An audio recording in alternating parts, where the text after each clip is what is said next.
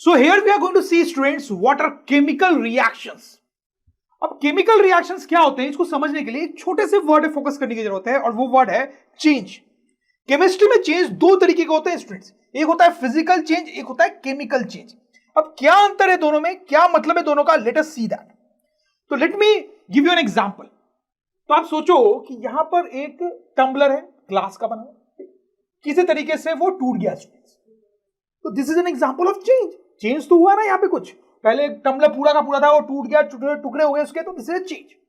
अच्छा, अब आप यहां पे ध्यान दो, this is a substance before change and this is substance after change. तो क्या दोनों सब्सटेंसेस में उनकी प्रॉपर्टीज में बहुत ज्यादा डिफरेंस है? सोच के देखो, नहीं है स्टूडेंट्स। पहले भी ये ग्लास जो था वो ट्रांसपेरेंट था, अभी भी वो ट्रांसपेरेंट ही है। अगर इसका पहले कुछ मेल्टिंग और बॉइलिंग पॉइंट रहा होगा तो अब भी उस टूटे ग्लास का वही मेल्टिंग या बॉइलिंग पॉइंट रहेगा, राइट?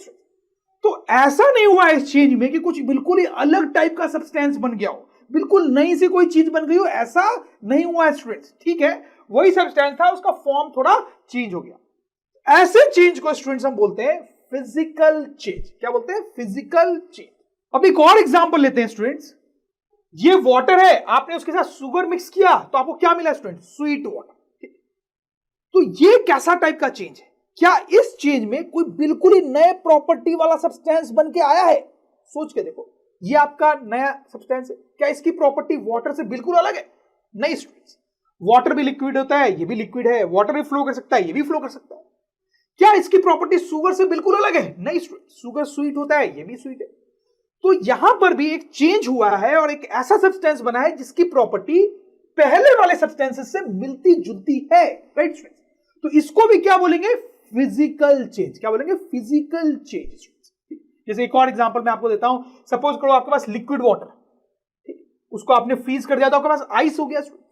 ये कैसा चेंज है? क्या यहां पे कोई बिल्कुल नया सब्सटेंस बना है स्टूडेंट्स? नहीं बना है, क्योंकि पहले भी ये H2O था, अभी भी H2O है, बस उसका फॉर्म चेंज हुआ है। तो this will also be called a physical change students. तो फिजिकल चेंज एक ऐसा चेंज होता है जिसमें कोई बिल्कुल ही नए टाइप का सब्सटेंस नहीं बन जाता है, उसमें एक ऐसा सब्सटेंस बनता है जिसकी प्रॉपर्टीज पहले वाले सब्सटेंसेस से बहुत मिलती जुलती है। तो these are all examples of physical changes. अब मैं आपको कुछ ऐसे एग्जांपल्स देता हूं जो केमिकल चेंज के एग्जांपल होंगे। तो सबसे पहले इस एग्जांपल को आप देखें स्टूडेंट्स, इसमें क्या हो रहा है? एक कैंडल बर्न हो रही है, तो यहां पे क्या चेंज हो रहा है स्टूडेंट्स? क्या चेंज हो रहा है? यहां पे आप देखो, धीरे धीरे जो वैक्स है वो कम होता जाता है, मतलब वैक्स किसी और सब्सटेंस में कन्वर्ट हो रहा है। वो सब्सटेंस क्या है स्टूडेंट्स? अगर आप बर्निंग कैंडल को ध्यान से देखोगे तो उसमें से ऐसे कुछ गैसेस निकल रही होती है। तो यहां पे क्या होता है कि वैक्स जो है कुछ गैसेस में कन्वर्ट हो गया है। अब यहां पे आप सोच के देखो, यहां पे चेंज होने के बाद जो चीज बनी है, क्या उसकी प्रॉपर्टी पहले वाली चीज जैसी है? नहीं स्टूडेंट्स, बहुत अलग है, बहुत अलग है। इनफैक्ट ये सोच के आपको विश्वास ही नहीं आएगा ऐसा कि ये जो वैक्स है वो एक्चुअली कुछ गैसेस में कन्वर्ट हो गया है। You know, looks very weird, क्योंकि जो बाद का प्रोडक्ट है उसकी प्रॉपर्टी वैक्स से बिल्कुल ही अलग है स्टूडेंट्स। तो ऐसा जो चेंज होता है इसको बोलते हैं केमिकल चेंज। केमिकल चेंज में ऐसे चेंजेस होते हैं ताकि बाद के जो प्रोडक्ट हैं उनकी प्रॉपर्टीज पहले के प्रोडक्ट से बिल्कुल बिल्कुल अलग होती है, राइट? आप ये देखिए, burning of coal students, this is an example of chemical change. Why students? देखो यहां पे क्या होता है, आपके पास ब्लैक कोल होता है, आप उसको बर्न करते हो तो आपके पास एशेस बचते हैं। फाइनली क्या होता है? आपको एशेस मिलते हैं और कुछ गैसेस निकलती है बर्न करने पे, वो कार्बन डाइऑक्साइड होती है। आप देखो, पहले आपके पास क्या था स्टूडेंट्स? कोल था, अब ये ऐश और कार्बन डाइऑक्साइड है। क्या इन दोनों की प्रॉपर्टीज कोल से मिलती है? बिल्कुल नहीं स्टूडेंट्स। कोल काला था, ये दोनों काले नहीं है स्टूडेंट्स, राइट? कोल को आप बर्न करके एनर्जी प्रोड्यूस कर सकते हो, इन दोनों से आप एनर्जी प्रोड्यूस नहीं कर सकते हो। So once again this is example of chemical change, क्योंकि चेंज होने के बाद जो चीज बनी है वो पहले वाली चीज से बिल्कुल बिल्कुल अलग है स्टूडेंट्स। जैसे एक और एग्जांपल देखो, रस्टिंग ऑफ नेल। तो स्टूडेंट्स आप देखो, ये एक नेल है, आयरन है, बेसिकली आयरन की बनी हुई है। कई बार इसमें जंग लग जाती है स्टूडेंट्स, आपने देखा होगा आयरन की चीजों में रस्टिंग लग जाती है, तो ये रस्ट में कन्वर्ट हो गया। Iron has changed into rust, ये भी एक चेंज है। आप सोच के देखो, क्या आयरन की और रस्ट की प्रॉपर्टीज मिलती जुलती है? बिल्कुल अलग है, बिल्कुल अलग है स्टूडेंट। सोच के देखो, आयरन जो होता है वो हार्ड होता है, ब्लैक कलर का होता है। रस्ट जो होता है वो बहुत सॉफ्ट होता है और रेडिश कलर का होता है। कितनी प्रॉपर्टीज में चेंज हो गई है स्टूडेंट्स। तो this is an example of students chemical change, this not a physical change, right? जैसे एक और एग्जांपल आप देखो, बर्निंग ऑफ पेपर स्टूडेंट्स। देखो, पेपर बर्न करने के पहले कैसा होता है और बर्न करने के बाद कैसा होता है। तो क्या लग रहा है आपको, बर्न करने के बाद प्रॉपर्टीज बहुत चेंज हुई है? बिल्कुल हुई है students. So this is an example of chemical change. ऐसे बहुत सारे एग्जांपल्स मैं आपको दे सकता हूं स्टूडेंट। जैसे एक बड़ा कॉमन सा एग्जांपल है कि मिल्क से हम घी बनाते हैं ना स्टूडेंट्स, बनता। मिल्क से हम पनीर भी बनाते हैं, which is called cottage cheese. तो आप सोच के देखो, मिल्क से जब घी बना तो चेंज हुआ।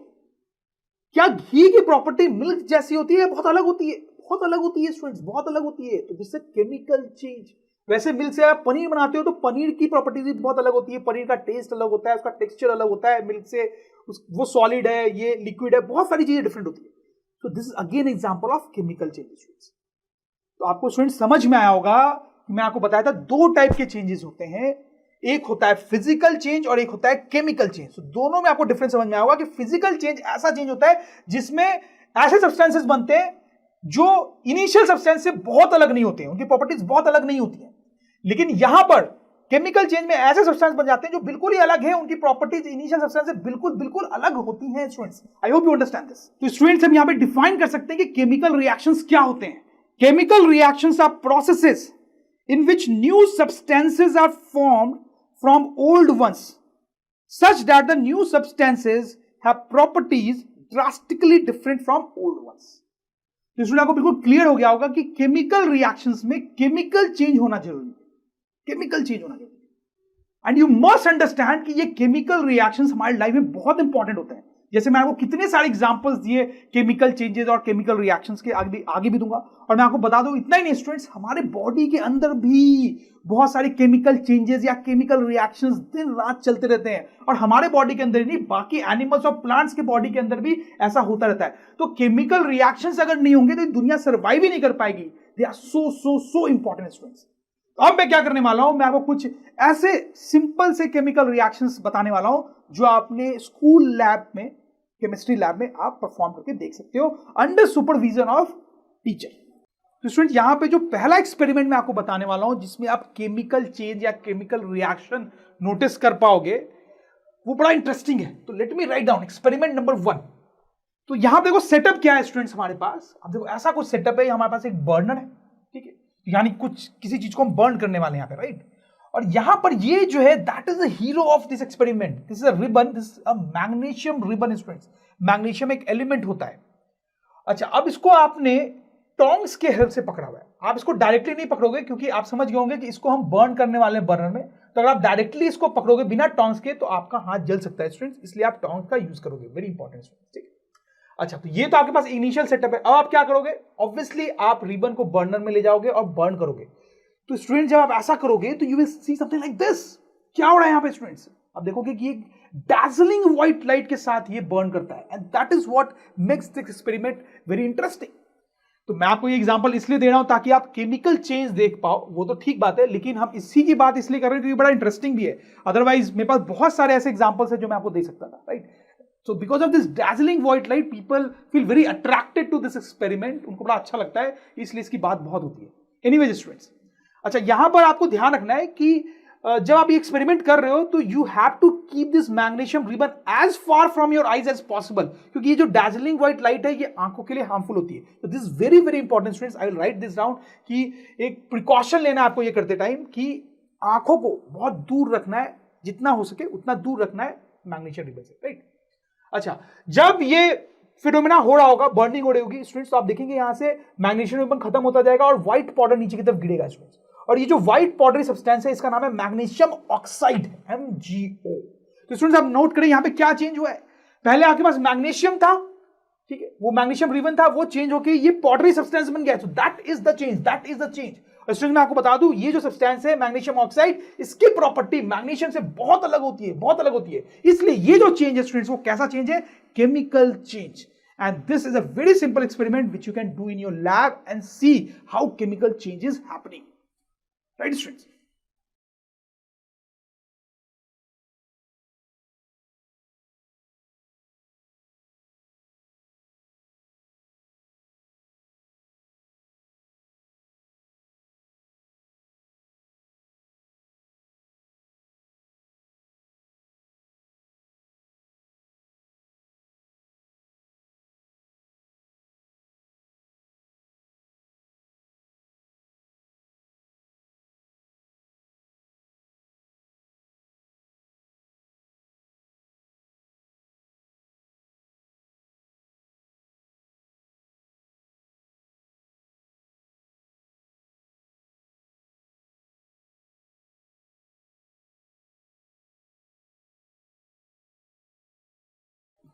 Now students let us move to experiment number 2। लेकिन स्टूडेंट्स इस एक्सपेरिमेंट को समझने से पहले एक छोटा टर्म हमें समझना पड़ेगा जिसका नाम है प्रेसिपिटेट। क्या होता है ये टर्म? अगर आपको पता है तो आप इसके करके आगे चले जाओ लेक्चर में, अदरवाइज मेरी बात सुनो। तो देखो स्टूडेंट्स क्या होता है, ये दो टाइप के सब्सटेंसेस होते हैं, सॉल्युबल एंड इनसॉल्युबल। तो कुछ चीजें होती हैं जो पानी में सॉल्युबल होती है, कुछ इनसॉल्युबल होती है। क्या दोनों का एग्जांपल दे सकते हैं आप? सॉल्युबल का एग्जांपल है स्टूडेंट्स, बोले बोले बोले, सॉल्ट या शुगर, पानी में आप डालोगे ये उसमें मिक्स हो जाएंगी, डिसॉल्व हो जाएंगी, राइट। इनसॉल्युबल का example pieces of glass, stones, iron, ये सारी चीजों को आप पानी में डालो वो वैसे की वैसी रहेंगी, वो उसमें डिसॉल्व नहीं होंगी स्टूडेंट्स, राइट। तो अब देखो प्रेसिपिटेट वर्ड का इसी फैक्ट से कुछ लेना देना है। जैसे मैं एक एग्जांपल देता हूं आपको। सपोज करो एक कंटेनर में मेरे पास कोई लिक्विड है, कोई भी लिक्विड हो सकती है, सपोज करो उसका नाम रख देते हैं L1, ठीक है। कोई दूसरी लिक्विड जिसका नाम है L2, उसको मैंने इसमें डाला। तो बेसिकली दो लिक्विड्स को मैं मिक्स कर रहा हूं। अब जब दो लिक्विड को मैं मिक्स कर रहा हूं स्टूडेंट्स, तो हो सकता है कि उनके बीच में कोई केमिकल रिएक्शन हो जाए, कोई केमिकल चेंज हो जाए। तो अगर वैसा होगा तो एक नया सब्सटेंस बनेगा। सपोज करो उस नया सब्सटेंस का नाम है X। अब देखो ये जो नया सब्सटेंस बना X वो एक सॉलिड सब्सटेंस है, ठीक। इस केस में ये दोनों लिक्विड मिक्स हुई, एक केमिकल रिएक्शन हुआ और हो सकता है कि वहां पे एक सॉलिड सब्सटेंस बना X। अब ये जो सॉलिड सब्सटेंस X है, हो सकता है कि वाटर में सॉल्युबल हो या फिर इनसॉल्युबल, दोनों केस हो सकता है। तो सपोज कर लेते हैं कि ये इनसॉल्युबल है। तो अगर ये इनसॉल्युबल है स्टूडेंट्स, सॉलिड सब्सटेंस से बना और ये इनसॉल्युबल है, तो क्या होगा?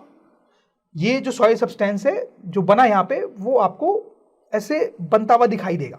मतलब आपने एक लिक्विड में दूसरी लिक्विड को मिक्स किया और एक सॉलिड सब्सटेंस बनता हुआ दिखाई देगा। अगर वो सॉल्युबल होता तो नहीं दिखाई देता क्योंकि वो मिक्स हो जाता, लेकिन वो सॉल्युबल नहीं है इसलिए वो अलग से आपको ऐसे निकलता हुआ दिखाई देगा स्टूडेंट्स, नीचे सेटल होता हुआ दिखाई देगा। और यही जो सेटल हो रहा है ना सॉलिड सब्सटेंस नीचे, उसको बोलते हैं प्रेसिपिटेट। क्या बोलते हैं? प्रेसिपिटेट।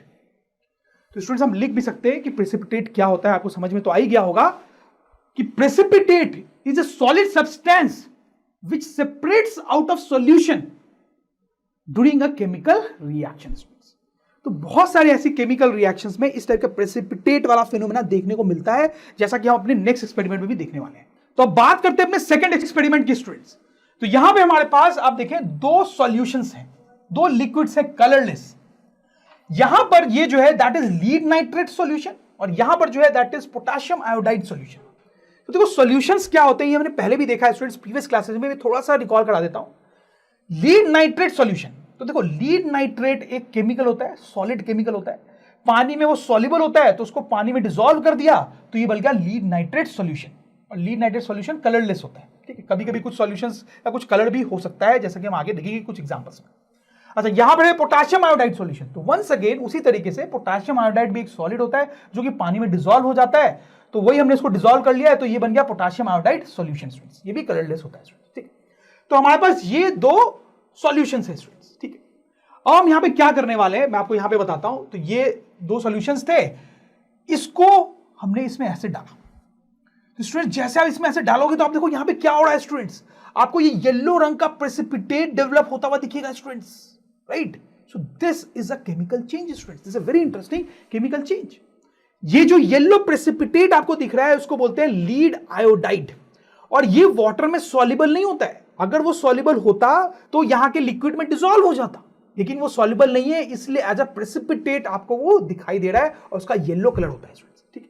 तो देखो यहां पे क्या हुआ स्टूडेंट्स, आपके पास ये दोनों चीजें थी और फाइनली आपके पास बना क्या, ये येलो चीज, ये येलो सॉलिड, इसका नाम है लीड आयोडाइड। और ये केमिकल चेंज है। क्यों केमिकल चेंज बोल रहा हूं मैं इसको, क्योंकि ये जो लीड आयोडाइड बना है इसकी प्रॉपर्टी जो है इन दोनों से बहुत अलग होती है, आपको दिख भी अलग रहा होगा और इसकी बाकी प्रॉपर्टीज भी इन दोनों से बहुत अलग होती है। तो this is again a very simple chemical reaction which you can conduct in the lab of your school students, right. खैर स्टूडेंट्स एक और इंटरेस्टिंग बात मैं आपको यहां पे बताना चाहता हूं। कई बार मुझे ऐसा लगता है, इनफैक्ट मुझे नहीं बहुत सारे लोग को ऐसा लगता है कि केमिस्ट्री जो है उसको हम बोल सकते हैं लॉजिक ऑफ मैजिक। मतलब केमिस्ट्री आप देखो बहुत ही कमाल का सब्जेक्ट है स्टूडेंट, उसमें आपको बहुत मैजिकल चीजें दिखेंगी। जैसे यहां पर ये जो एक्सपेरिमेंट मैंने आपको बताया, इट्स लाइक अ मैजिक। आपके पास दो कलरलेस लिक्विड्स थी, आपने उनको मिक्स किया तो कुछ येलो रंग का सब्सटेंस निकल के आने लगा। यार ये मैजिक नहीं तो और क्या है, बिल्कुल मैजिक जैसा ही लग रहा है। हालांकि उस मैजिक का लॉजिक है जो कि हम केमिस्ट्री में पढ़ेंगे स्टूडेंट्स। हो सकता है इस चैप्टर में आगे पढ़े या कभी ना कभी तो हम पढ़ेंगे कि ऐसा क्यों हो रहा है स्टूडेंट्स। तो केमिस्ट्री एक ऐसा सब्जेक्ट है जिसमें वैसे बहुत सारी मैजिकल चीजें देखने को मिलती है, और केमिस्ट्री फिर उसको एक्सप्लेन भी करता है कि उस मैजिक का लॉजिक क्या है, ऐसा क्यों हो रहा है students. That's why sometimes in a fun manner we say कि केमिस्ट्री जो है that is logic of magic, जैसा कि यहां पे आपको बिल्कुल फील भी हो रहा होगा स्टूडेंट्स, राइट।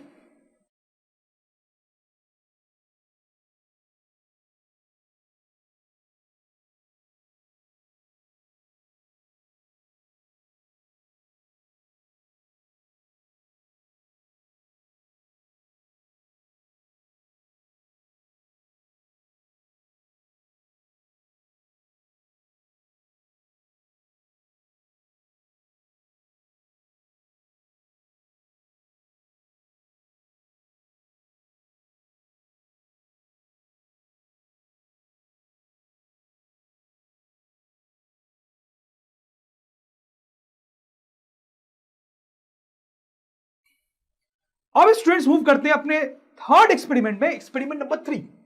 इस एक्सपेरिमेंट में स्टूडेंट्स हम यूज करने वाले हैं जिंक ग्रैन्यूल्स का। तो जिंक एक एलिमेंट है, उसके छोटे छोटे टुकड़े होते हैं, तो उसको जिंक ग्रैन्यूल्स बोलते हैं, ठीक है।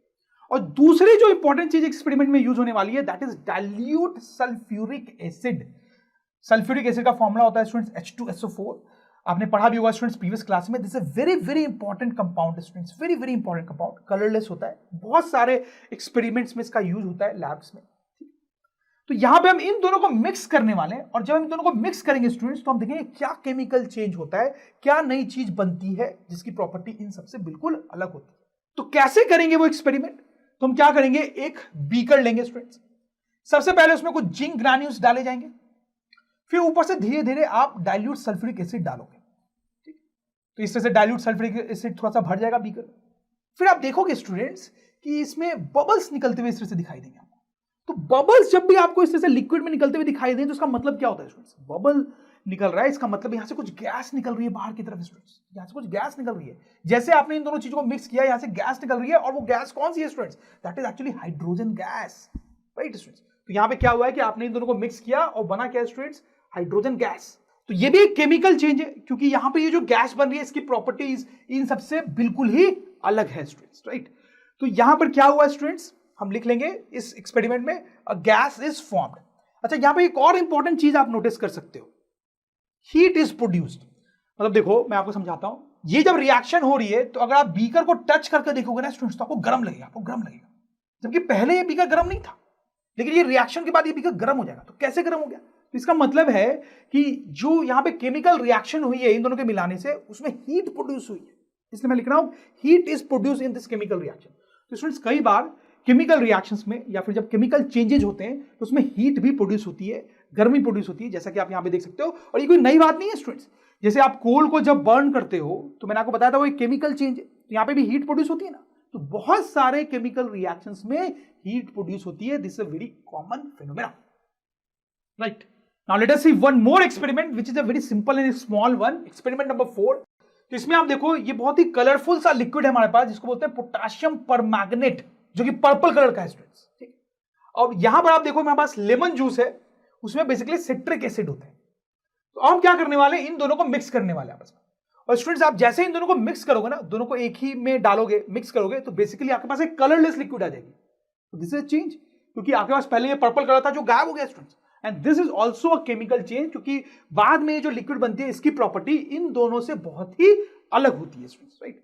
तो इस तरह से बहुत सारे केमिकल रिएक्शंस होते हैं और कोई एंड ही नहीं है, हम जितने चाहे उतने केमिकल रिएक्शंस की बात करते जाएं। तो अभी मैंने आपको कुछ बताए, आगे इस चैप्टर में हम और डिफरेंट टाइप के केमिकल रिएक्शंस देखते जाएंगे स्टूडेंट्स, वही तो काम ही करना है इस चैप्टर में, राइट। ओके स्टूडेंट्स, ये हमारा पोटेशियम परमैंगनेट है जिसका हमने एक्वस सॉल्यूशन लिया है जो कि पर्पल कलर का है। ये हमारा लेमन है जिसके अंदर सिट्रिक एसिड होता है। अब हम क्या करेंगे, सिट्रिक एसिड को इस सॉल्यूशन में डाल देंगे और कलरलेस सॉल्यूशन को ऑब्जर्व करेंगे।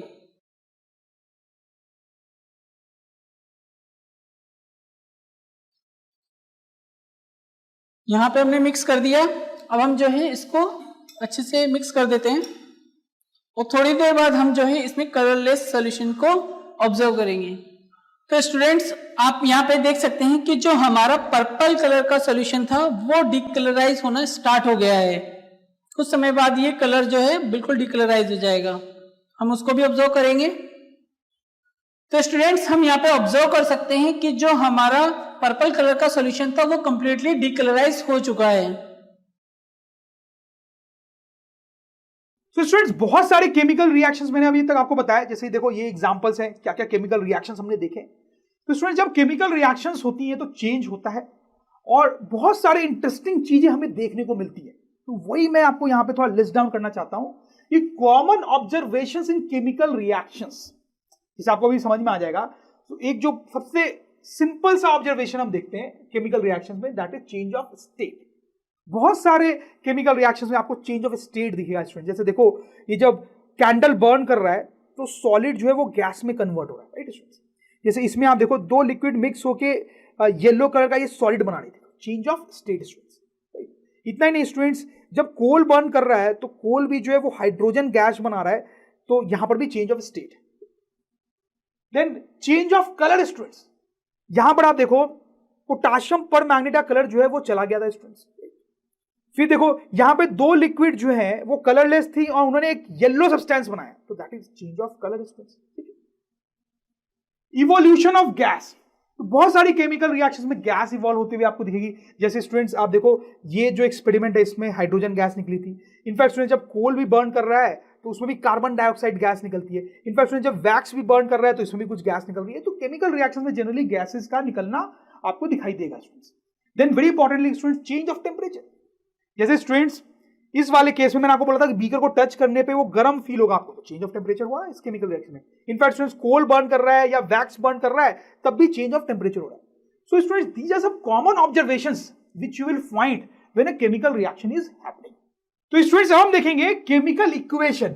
अभी केमिकल इक्वेशन क्या होती है? वंस यू हैव अंडरस्टूड कि केमिकल रिएक्शन क्या है, केमिकल इक्वेशन को समझना बहुत आसान है। जैसे कुछ एग्जांपल से देखते हैं। तो ये मैग्नीशियम के बर्निंग वाला एक्सपेरिमेंट हमने देखा था स्टूडेंट्स। तो इसमें आप देखो क्या हुआ था, ये जो मैग्नीशियम है उसको हमने बर्न किया था, ठीक है। तो यहां पर क्या हुआ था स्टूडेंट्स, ऐसा कुछ हुआ था। अब देखो यहां पे मैग्नीशियम और ऑक्सीजन ने आपस में रिएक्शन की थी। तो आपको लग रहा होगा यार ठीक है मैग्नीशियम ने तो रिएक्शन की थी, वो तो हमें दिख रहा था, लेकिन ये ऑक्सीजन कहां से आया? तो ऑक्सीजन भी था स्टूडेंट, उसकी बात हमने की नहीं थी क्योंकि जरूरत नहीं थी वहां पे। देखो जब मैग्नीशियम को आप बर्न करते हो तो सराउंडिंग में तो ऑक्सीजन है ना, वो ऑक्सीजन एक्चुअली इस मैग्नीशियम से रिएक्ट कर रहा था। जब भी आप किसी चीज को बर्न करते हो तो वो चीज सराउंडिंग की ऑक्सीजन से रिएक्ट करती है। That's a important point. जब कोल को भी बर्न करते हैं ना स्टूडेंट्स, तो कोल जो है वो सराउंडिंग की ऑक्सीजन से रिएक्ट करता है। समझ रहे मेरी बात को? तो वैसे यहाँ पे मैग्नीशियम को जो आप बर्न कर रहे थे तो वो सराउंडिंग की ऑक्सीजन से रिएक्ट कर रहा था और फाइनली जो चीज बन रही थी वो white powder, that was magnesium oxide. तो आपको पता है स्टूडेंट, तो ये जो लिखा है ना हमने यहाँ पे वही है chemical equation for this chemical reaction. तो केमिकल इक्वेशन में आप देखो एक एरो होता है, एरो की एक साइड वो चीजें होती है जो आपस में रिएक्ट कर रही होती है और एरो के दूसरे साइड वो चीज होती है जो वहां पे प्रोड्यूस हो रही होती है, वो नया सब्सटेंस है जो वहां पे बन रहा होता है स्टूडेंट्स, राइट। तो this is a chemical equation. समझ में आई बात स्टूडेंट्स? यहां पे दूसरी चीज आप ये देख सकते हो कि ये जो चीजें हैं जिनके बीच में रिएक्शन हो रही थी उनको बोलते हैं रिएक्टेंट्स। क्या बोलते हैं स्टूडेंट्स? रिएक्टेंट्स। और जो बना उसको क्या बोलते हैं? प्रोडक्ट। Right students? अच्छा अब देखो आप, ये जो हमने केमिकल इक्वेशन लिखी है इसको लिखने में काफी टाइम लगता है स्टूडेंट्स। अगर आप पेपर पे लिखोगे तो काफी टाइम लगेगा क्योंकि लंबी है, ठीक। तो जनरली केमिकल इक्वेशन को इस तरह से नहीं लिखते, उसको शॉर्ट तरीके से लिखते हैं। देखो इसको कैसे लिखेंगे, इसको हम ऐसे लिखेंगे कुछ Mg plus O2 forms MgO। आप समझ गए कहानी क्या है। इसको लिखना बहुत आसान है, इसको आप जल्दी लिख सकते हो। क्यों? क्योंकि इसमें हमने सब चीज का सिंबल लिखा है। मैग्नीशियम पूरा नहीं लिखा, उसका सिंबल। ऑक्सीजन नहीं लिखा पूरा, उसका सिंबल। मैग्नीशियम ऑक्साइड पूरा नहीं लिखा, उसका सिंबल, राइट। तो इसको बोलते हैं वर्ड फॉर्म ऑफ इक्वेशन। इसका ऐसा कोई नाम नहीं है, बट जनरली केमिकल रिएक्शंस को इस तरह से लिखा जाता है। अब स्टूडेंट्स ये दूसरा एग्जांपल लेते हैं। इसमें हमने देखा था कि दो लिक्विड्स ने रिएक्ट किया था और येलो प्रेसिपिटेट बना था। तो उसकी इस केमिकल रिएक्शन की केमिकल इक्वेशन क्या होगी? तो पहले हम लिखेंगे वो चीजें जिन्होंने रिएक्ट किया है। वो क्या है? Potassium iodide plus lead nitrate, इन दोनों के बीच में रिएक्शन हुई और बना क्या स्टूडेंट्स? यहां पे lead iodide and potassium nitrate. This is the chemical equation.